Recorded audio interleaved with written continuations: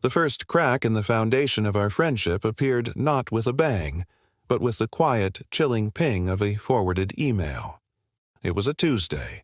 I was celebrating landing the Henderson account, a career-making deal that had consumed my life for 6 months. The champagne was chilling, and I was about to call Anaya, my best friend since we were clumsy, brace-faced teenagers, to share the news. We had built our lives in parallel. University, first heartbreaks, navigating the cutthroat world of corporate finance.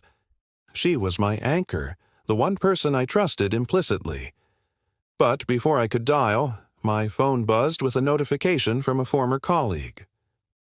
"Thought you should see this, Sarah. Looks like Anaya's moving up in the world." Attached was an internal company memo from Sterling and Finch, our most bitter rival.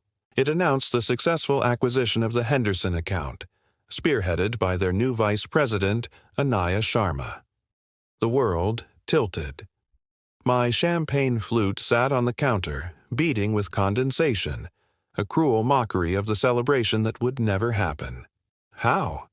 The details of my proposal were locked in a secure server. Only one other person had access. I had given her my password months ago when I was swamped, asking her to pull some data for me. "You need a life, Sarah," she'd laughed. "Let me help." The betrayal was a physical sickness. It wasn't just the job, the money, the prestige. It was the intimacy of the wound. She hadn't stolen from a stranger. She had reached into the very core of my ambition and plucked it out, all while asking me about my mother's health and bringing me soup when I was stressed. The Henderson account was my way out, my ticket to financial freedom after my divorce had left me reeling. She knew that. She had held my hand while I cried over the ruins of my marriage. Confronting her was a surreal, painful farce. I went to her apartment, the same one we'd picked out furniture for together. She answered the door, all smiles until she saw my face. "Anaya," I said, my voice dangerously calm. "Sterling and Finch? The Henderson account?" Her face fell, but not with shame, with a calculated weariness. "Sarah, it's business. It's not personal. They made me an offer I couldn't refuse. You'll land another one. You used my login. You stole my work." "I leveraged an opportunity," she corrected, her voice cold, a side of her I had never seen. "You were taking too long. You're always so careful, so hesitant. In this world, you have to be a shark, Sarah. You just weren't fast enough." The words were meant to gut me, and they did. Our friendship, 2 decades of shared history, was reduced to business. She had redefined the rules of our relationship and declared herself the winner without me even knowing we were in a game. The rage was a black, consuming thing, but screaming, crying, slashing her tires, it was all too petty, too fleeting. It wouldn't touch the cold, professional satisfaction she now wore like a new coat. She had taken my future. I would dismantle hers. Brick by brick. My revenge would not be a crime of passion. It would be a meticulously planned demolition. I started digging. I remembered snippets of conversations. Her complaining about her boss at her old job, a man named Mr. Agarwal, whom she'd called a dinosaur who doesn't understand modern finance. She'd boasted about how she'd streamlined his accounting, moving funds around to make the books look better for investors. At the time, I'd admired her cunning. Now I saw a thread.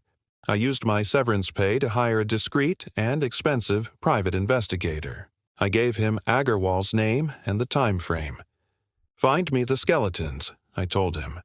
"Follow the money." Weeks turned into a month. I played the part of the defeated friend. I let her see my downfall, my small new apartment, my freelance gigs that were beneath my pay grade. She would message me occasionally, pitying little texts. "Hope you're okay." They were like drops of acid. Then the investigator's report landed in my inbox. It was a masterpiece of financial forensics. Anaya hadn't just been creative with Agarwal's books. She had been running a sophisticated embezzlement scheme, siphoning off small, untraceable amounts into a shell company she controlled. It was all there: transaction records, forged signatures, the works. She had left her old employer holding the bag, and Mr. Agarwal, a man nearing retirement, had been forced to sell his business at a massive loss to cover the discrepancies he couldn't explain. I had my weapon, but a weapon is useless without the perfect moment to strike. That moment came when the financial news announced the Rising Star Summit, an award ceremony honoring the year's top financial executives. Anaya was receiving the Visionary Leader Award for her innovative work on the Henderson account. The irony was so thick I could taste it. The night of the summit, I dressed in a simple black dress. I looked like any other guest. The ballroom was glittering, full of the city's elite. I saw her on the dais, radiant, accepting her glass trophy, her speech full of the same corporate buzzwords she'd always mocked. She was at the absolute pinnacle of her stolen success. I waited until she finished. The room erupted in applause. As the clapping died down, I walked calmly to the stage. A few people looked at me, confused. Anaya's smile was frozen, a question in her eyes.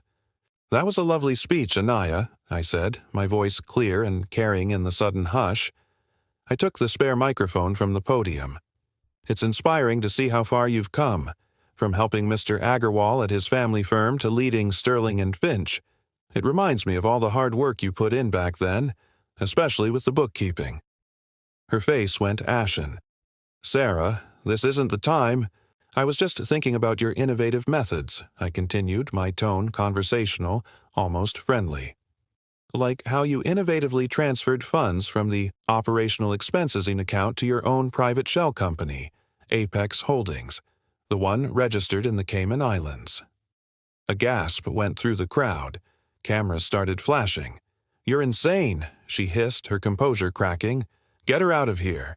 "Mr. Agarwal is here tonight, actually," I said, nodding toward the old man I'd contacted a week prior. He stood up, his face a mask of grim vindication. "I think he'd love to hear your thoughts on creative accounting. He lost his life's work because of it." I turned back to the stunned audience, to the cameras, to the colleagues who now looked at her not with admiration, but with dawning horror. I leaned into the microphone, my voice dropping to a deadly whisper that echoed through the silent room. "Congratulations on the award, Anaya. I hope it was worth it." I placed the microphone down and walked off the stage. I didn't look back. The chaos erupted behind me, shouted questions, Anaya's frantic denials, the scuffle of security. The fallout was swift and brutal. By the next morning, she was suspended. Within a week, she was fired and facing a criminal investigation. Sterling and Finch, to save their own reputation, threw her to the wolves. The Henderson account was dropped. Her career was not just ruined, it was erased. I didn't feel joy. I felt a cold, quiet finality. She had tried to bury me in the corporate battlefield, but she forgot one crucial thing. I was the one who had taught her how to dig.